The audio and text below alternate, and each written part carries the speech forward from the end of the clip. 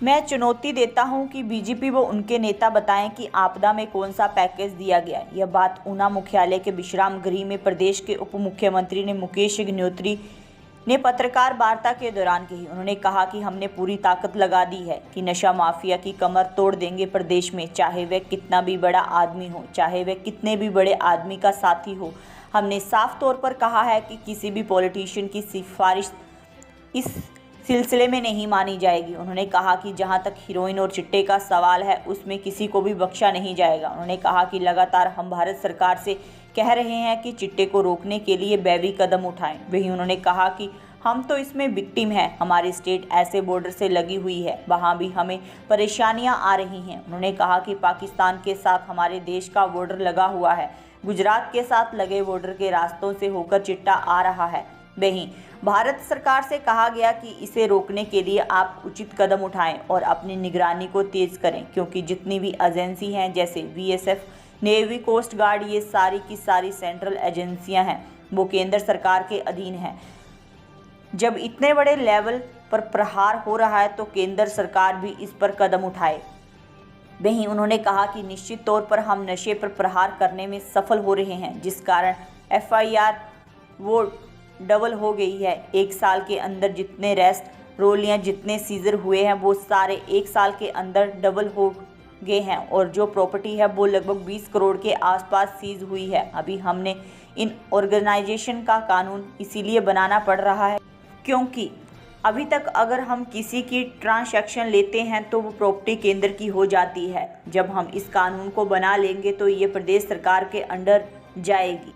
30/9/2023 तक मादक पदार्थ अधिनियम के तहत 575 मामले दर्ज किए गए हैं, जिसमें 11.5 किलो चिट्टा बरामद किया गया। और वर्ष 2022 में इसी अवधि में आप तुलना करके देखें तो उनमें से 1195 मामले दर्ज हुए हैं, और जिनमें से 8 किलो चिट्टा पकड़ा गया। और अब तक जो लगभग 5 किलो ज़्यादा चिट्टा लगभग हमने पकड़ लिया है, जिसको हमने इससे अलग रखा है। तुलनात्मक अध्ययन से देखा जाए तो लगभग 39.2% ज़्यादा है। और मादक पदार्थ अधिनियम के 23 मामलों में वित्तीय निवेशन और संपत्ति को जब्त करने की प्रक्रिया जारी है।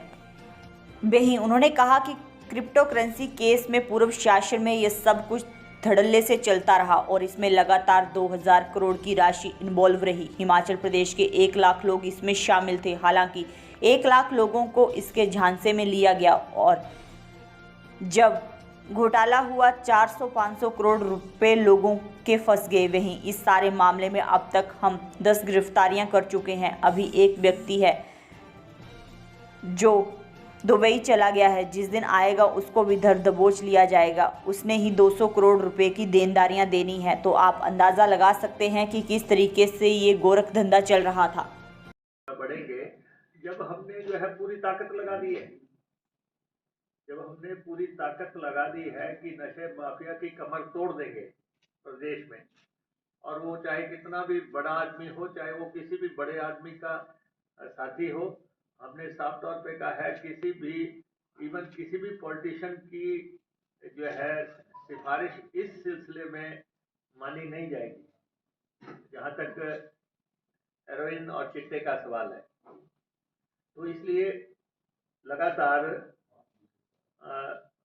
हम इसमें, और हमने भारत सरकार से कहा है कि चिट्टे को रोकने के लिए वो भी कदम उठाएं।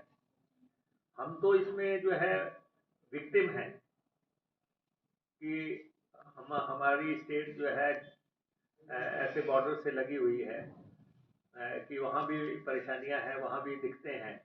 लेकिन ये चिट्टा आ रहा है कहाँ से? ये विदेशों से आ रहा है, और पाकिस्तान के साथ हमारी जो है बॉर्डर लगा हुआ है, जमीन के साथ लगा हुआ है, और देश में जो है गुजरात के साथ सी बॉर्डर लगा हुआ है। समुद्र का जो हिस्सा है वो गुजरात के साथ लगा हुआ है, और इन्हीं रास्तों से जो है ये स्मगल होके चिट्टा आ रहा है, सप्लाई हो रहा है। तो हमने भारत सरकार से भी कहा है कि वो भी जो है इसको रोकने के लिए अपना कदम उठाएं, और विजिल जो है अपनी निगरानी जो है तेज करें, क्योंकि जितनी भी एजेंसीज हैं, चाहे बीएसएफ है, चाहे कोस्ट गार्ड है, चाहे नेवी है, एनसीबी है, सारी सेंट्रल एजेंसी जो है उनके अंडर हैं। तो जब इतने बड़े लेवल पे प्रहार हो रहा है तो केंद्र सरकार भी इस पे कदम उठाए। और लेकिन हमने जो एफआईआर थी लगभग डबल हो गई पिछले साल की तुलना में। जब पूर्व की सरकार थी, एफआईआर डबल हो गई, अरेस्ट और सीजर डबल हो गए। एक साल के अंदर जितनी अरेस्ट हुई हैं, जितने सीजर हुए हैं, वो जो है लगभग डबल हो गए हैं। और प्रॉपर्टीज जो है लगभग 20 करोड़ रुपए के आसपास की प्रॉपर्टियां सीज हुई हैं। अभी हमें ऑर्गेनाइज क्राइम के लिए कानून इसलिए बनाना पड़ रहा है क्योंकि अभी तक अगर हम किसी के खिलाफ एक्शन लेते हैं, वो अगर वो प्रॉपर्टी हम जब्त भी करते हैं, वो केंद्र की हो जाती है। लेकिन जब हम इसको कानून बनाएंगे तो वो जो सारी संपत्तियां जो है वो प्रदेश सरकार की होंगी। तो इसलिए अब दिनांक 30/9/23 तक मादक पदार्थ अधिनियम के 575 मामले दर्ज किए गए। इससे आप अंदाजा लगा सकते हैं कि हाउ सीरियसली हम इस पे काम कर रहे हैं। 575 मामले दर्ज किए गए, जिसमें 11.5 किलो जो है चिट्टा बरामद हुआ है। 11.5 किलो चिट्टा बरामद हुआ 1574 केसेस में। और वर्ष 2022 की इसी अवधि में अगर आप तुलना करके देखें तो उस समय 1195 मामले दर्ज हुए थे, और जिनमें 8 किलो चिट्टा पकड़ा गया था।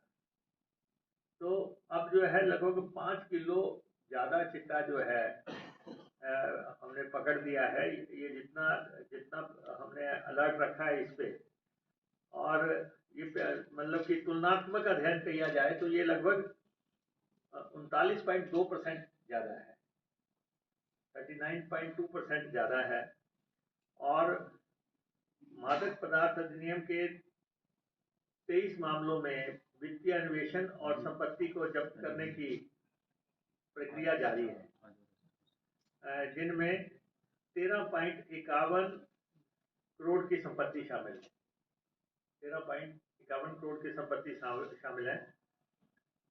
और 7 मामले जो है जिसमें 40 करोड़ की संपत्ति शामिल है, वो ईडी को भेज दिए गए। और इसलिए अगर हम एनफोर्समेंट डायरेक्टोरेट को भी भेज रहे हैं, यहाँ भी पुलिस को पूरी तरह हमने ताकत लगा रखी है।